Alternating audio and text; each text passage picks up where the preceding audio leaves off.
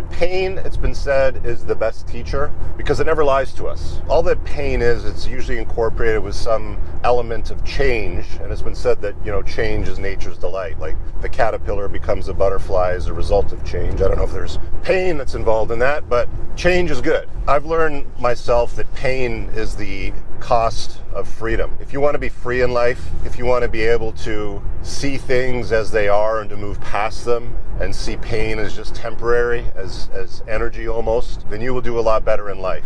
You will. Trust me on that one. There's been a number of times in my life that pain has really taught me things in friendships, in relationships, in business, and I'll share some of those stories in this video as well too. Let me let you in on a little bit of a story about a painful moment for me in a friendship, if I can put it that way. In my very early 30s, I was getting started in my debt relief business, and I had this best friend of mine that I'd known since high school. We were great friends, very, very close, and I had trusted him.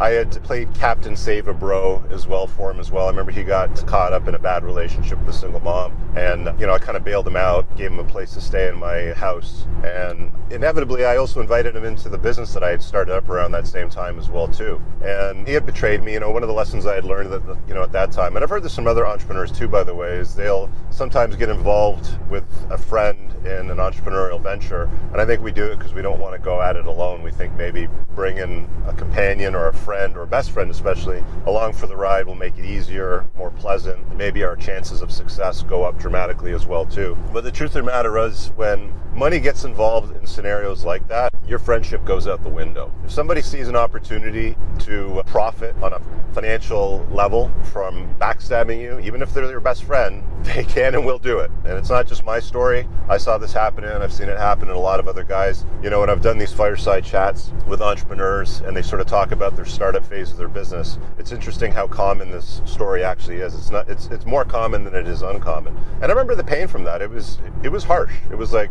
wow, this guy that I had his back and did everything for, he was very, very quick and easy to turn around when he saw an opportunity to make some money, not even a lot of money, just some money off of profiting from stabbing me in the back. And that pain sat for a while. Like, I remember it was sleepless nights, it was this, that, and the other thing, and it just wasn't worth it. And I remember, the perspective one day, somebody said to me, like, look, Rich, you're just a meat-covered skeleton on a rock flying around the universe at 1,000,000 miles an hour around this thing that's exploding, the sun, providing heat and light. Look up in the stars. There's probably more stars in the night sky than there are things that will come at you in life that will cause pain. Like, pain's inevitable. Like I said, pain is the cost of freedom. If you want to be free in life, you have to be okay with pain coming at you, dealing with it, understanding that all it really is just energy. Pardon my voice, I've got a bit of a cold, so I'm just trying to get over that. But you're just dealing with this energy that sort of passes through you, and all that pain is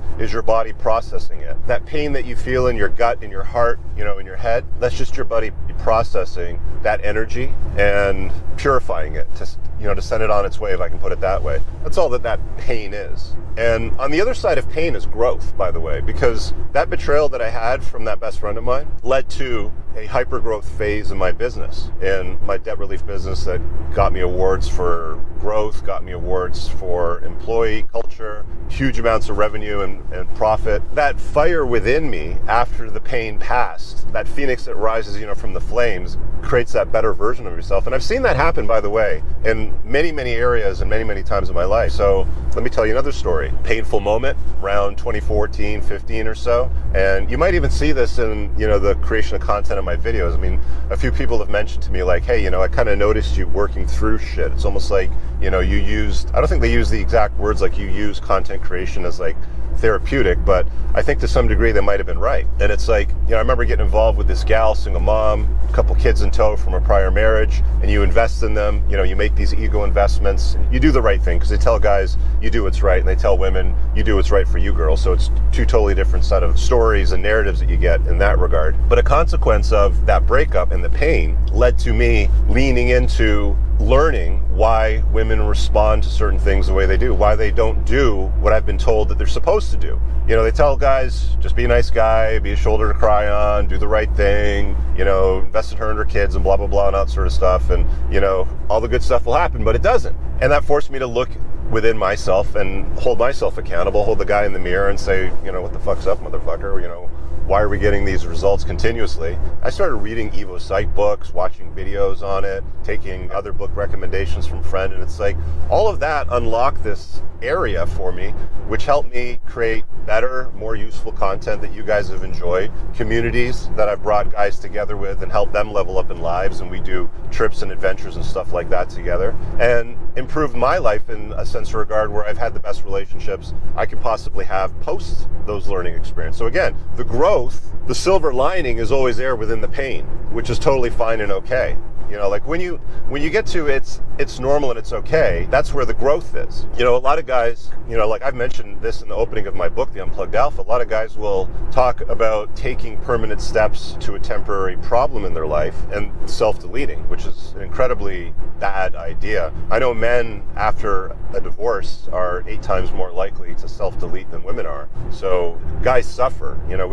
It's tough for guys. We really do have a hard time processing a lot of things, and we don't know how to deal with this because we've always been told to just man up and be a man and all that sort of stuff. But leaning into that pain and that darkness, leaning into that energy and embracing it, and it shouldn't be like a town that you live in, if I can put it that way. It should be a place that you visit, but then you pass through. You never want to sit there and wallow in that pain and make it part of your identity. It should be the contributing factor to your growth. It should be the contributing factor to the freedom that comes on the other side of pain. It should be your opportunity to find the silver lining in the pain so that you can grow from it, if you know what I'm saying. Does that make sense? I look forward to pain, if I'm being honest with you. I don't ask for it, but when it comes, I look forward to it in the sense of regard, like, I'm ready for this. I've trained for this. I'm prepared for this. Let's see where the growth is. Let's see where the opportunity lies within this. I'm going to tell you one more story before I wrap this up, because I know that there's different perspectives here, and I want to break it down in different ways for you guys. I remember it was around the age of 29 or 30. I just bought my first home, had a mortgage, lots of obligations. I made some smart moves at that time, and I had a couple of friends move into my house, and they were paying a small amount of rent. So there was some coverage, but I got a package from the debt relief company that I was working in, and I felt a lot of pain around that. A lot of pain and embarrassment, if I can be honest with you, because I put a good 8 years into this company. I'd climbed the corporate ladder. I had done all the right things. I felt like amazing. I was earning a 6-figure salary, and back then, when I was 29 years old or so, that was a decent amount of money. Today, it's not as much anymore with inflation, but back then, it was actually a decent amount of money, and I had a pretty good living. I had a nice daily driver, a motorcycle, a house sort of thing. But when they called me down to the HR office, because it was a large organization. There was about 700 employees in this location, several floors on a multi-story building. And they basically sat me down and they said, hey, they slid an envelope across the table. And I said, what's this? And they said, that's your package. We have to get rid of a manager off the salary, so we've chosen you. And there was no conversation. There was no discussion. There was no explanation. There was nothing. There was just an envelope, a couple of pages stapled together, 15 pages or so, with some terms that I had to sign to get a check for a few $1,000s. And that was painful, man. That was embarrassing and that was painful. But again, that was one of the catalysts that led me to leaning into the silver lining and finding an opportunity to go and create my own business. I remember I did a couple of interviews after that, and I thought to myself, do I really want to go and work for another company? Do I really want to get into another situation that I'm just in right now?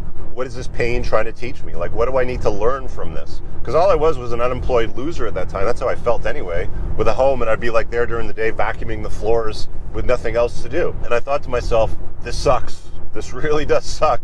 And I can't tell you guys how many times you just have to sit with the pain, process it, deal with that energy, and then move past it. Like I said earlier, you want some perspective? I mean, I get out of the car and do it right now, but I'm on the freeway. But get out, look up at the night sky, look at all the freaking stars up there, and realize how insignificant we are. We're just a speck in time of nothingness. And we want to sit there and wallow in some pain and make it identify who we are. Don't do that. Look for the silver lining. Look for the opportunity and growth. Yeah, you might not sleep at night for a little bit. Yeah, it might suck. Yeah, your heart might break because she's out there banging some other dude.